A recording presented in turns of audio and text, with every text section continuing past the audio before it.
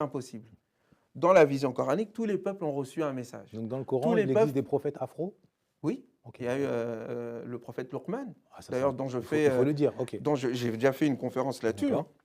Le prophète Luqman est africain. Okay. Et c'est archi connu, hein. C'est même pas quelque chose de... Un secret de polichinelle. Non, non, non. Tout le monde sait que Luqman est un noir. Débat il y a eu, est-ce qu'il y a un prophète? Et certains ont refusé sa prophétie parce qu'il était noir. Oui. Bon, donc il y a un débat. Non, non, non, non. Toutes les caractéristiques que vous reconnaissez aux autres prophètes, on les retrouve dans ce prophète. Mais lui, on lui a refusé. Certains ont voulu le retirer. D'autres, comme moi et d'autres, disent non.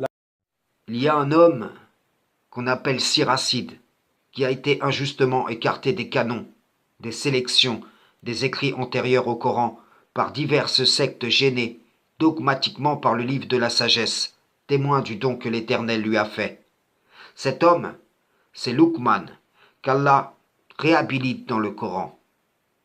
Luqman était un Israélite, et non, comme on peut l'entendre ici et là, un sage africain. Vous savez, la réponse habituelle des imams lorsqu'on leur demande « Y a-t-il eu des prophètes africains ?» et que ceux-ci répondent en citant ce dernier.